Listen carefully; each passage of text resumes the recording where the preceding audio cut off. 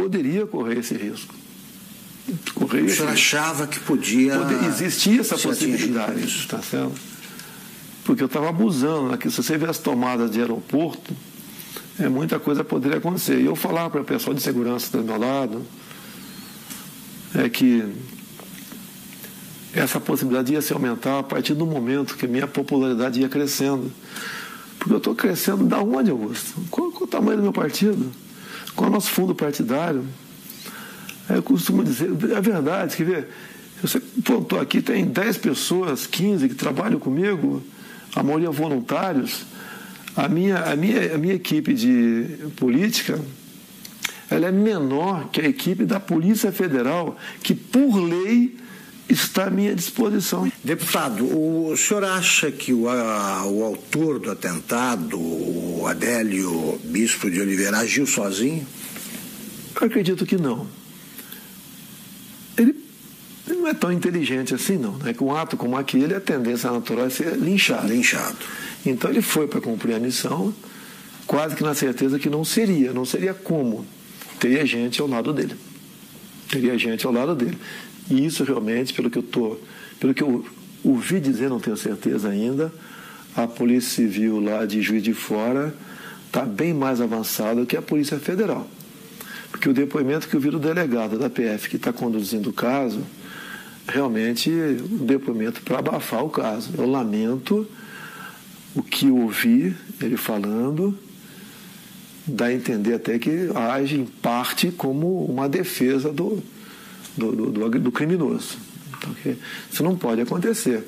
Eu não quero que inventem um responsável, longe disso. Quer que apurem o caso. Eu falar que tal partida, tal não sei o quê, não. Dá para apurar o caso. Dá para apurar. Tem uma passagem dele pela Câmara, ou melhor, uma passagem falsa dele pela Câmara, no dia 6 de setembro. Quando tu vai na Câmara, Augusto, você se identifica, eu estou no anexo 4, no gabinete tal. É fotografado. Tal. É fotografado. Então, quem foi que... Isso seria um álibi no futuro. Que se não fosse pego ali, não, ele esteve na Câmara. Então, a Câmara dos Deputados, estou também junto ao pessoal do meu gabinete, a Polícia Legislativa trabalha com muita lisura, tenho muita amizade com a imprensa tem que apurar. A imprensa tem que apurar. Sabe que tem parte da imprensa que tenta acalmar o negócio ali, né? Mas tem que apurar. Porque o que está em jogo é o poder. Eu, chegando lá, nós quebraremos o sistema. Não é na ignorância, não. É na lei. Deputado, aliás, que tipo de castigo o senhor acha que o seu agressor merece? É uma tentativa de homicídio, né? Tem que ser o que está na lei. No Brasil não existe pena acima de 30 anos. Agora, eu costumo dizer muitas vezes, tentativa de homicídio, ou seja, eu estou vivo por milagre. Por que a pena dele tem que ser abaixo de um homicídio em si? Vamos mudar isso no futuro, se Deus quiser, caso seja presidente. E mais ainda, acabarmos com progressão de pena. E não ficar dando ouvido a entidades de direitos humanos que o presidiário vive em más condições. Quem estaria em péssimas condições de dia seria minha família se eu tivesse morrido. O senhor acha, para evocar argumentos invocados por adversários, que essa pregação do senhor contribuiu para a radicalização que teria levado a esse tipo de ato, de atentado? Como é que o senhor vê esse argumento? Exatamente o contrário. Eu sou vítima daquilo que eu combato. Eu costumo dizer nas minhas máximas, né? Eu prefiro a cadeia cheia de vagabundo do que o cemitério cheio de inocentes. Eu tenho projetos em Brasília, muitos deles inspirados na legislação de alguns estados norte-americanos, como, por exemplo, a lei dos 3 crimes. Lá, Augusto, se o elemento comete 3 crimes, não interessa quais sejam, tem estados que você começa com 25 anos, inafiançado, não, sem progressão. Eu copiei esse projeto e botei 10 anos, vou lutar para que seja aprovado. Não tem cabimento. Você pega um elemento, às vezes, cometer um crime bárbaro aí você vai na ficha criminal dele, tem 50 passagens pela polícia. O cara cometeu 3 crimes, 10 anos sem progressão. Saiu feio de novo, passa para 20.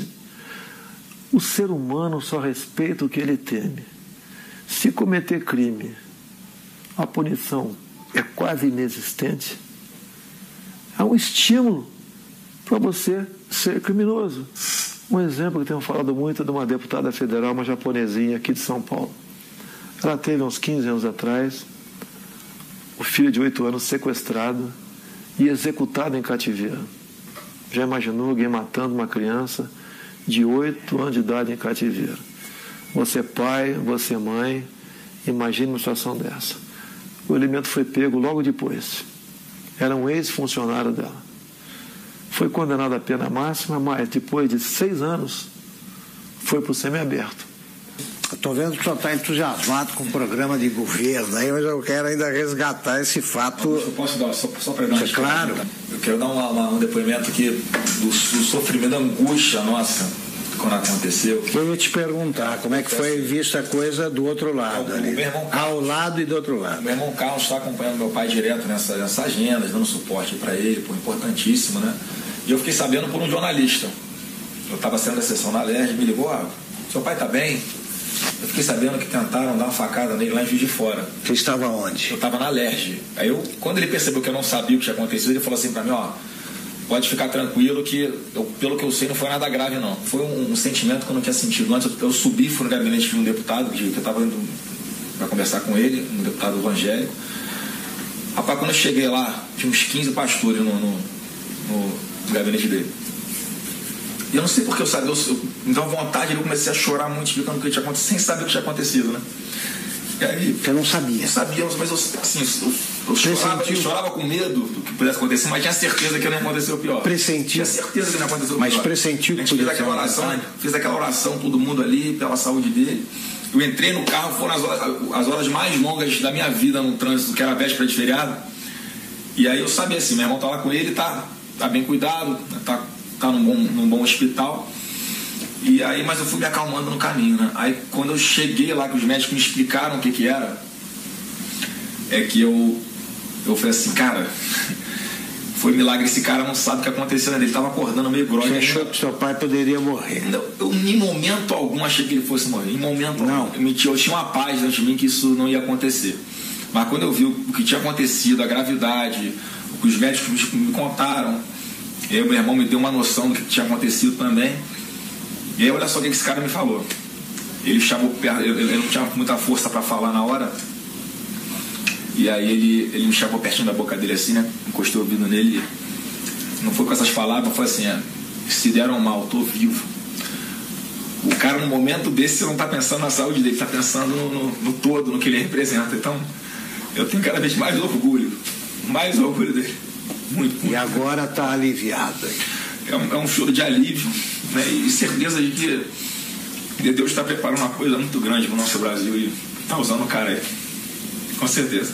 Deputado, o senhor costuma ser apresentado assim, pelos adversários como um risco à democracia, né? Eu gostaria que o senhor dissesse o seguinte, a democracia, o senhor vai defender a democracia acima de tudo? O que recado o senhor dá para quem duvida que o senhor seja um admirador do regime democrático? Esses caras que falam que são um risco para a democracia, na verdade são um risco aos esquemas dele. Não vai ter mais indicação para BNDES, Banco do Brasil, Caixa Econômica, Banco da Amazônia, Banco do Nordeste, com esse critério. Botar lá a indicação de um amigo para que use essas instituições em causa própria. Isso vai deixar de existir. O exemplo mais claro foi o BNDES. Todo mundo sabe o que aconteceu lá. Então eu sou um risco, sim. Eu sou um risco àqueles que me pendurados em estatais do governo. Nós temos em torno de 150 estatais.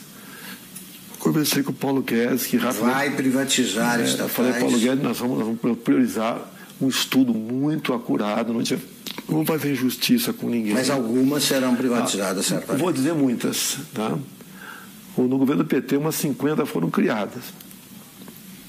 Temos até uma estatal do trem-bala, eu não sei ainda. Isso. Tem lá algumas dezenas de apadrinhados ganhando uma fortuna por mês. A tal da EBN também. é outra que você tem que olhar com muito carinho, porque é um orçamento de um pouco mais de 1 bi por ano, uma TV que ninguém assiste. E está lá, amigos do rei estão lá. Então, as estatais que são ociosas, com toda certeza serão privatizadas. Agora, existem estatais que são estratégicas. Tenho conversado com o Paulo Guedes, né? Banco do Brasil, Caixa Econômica. Para mim, são estratégicas.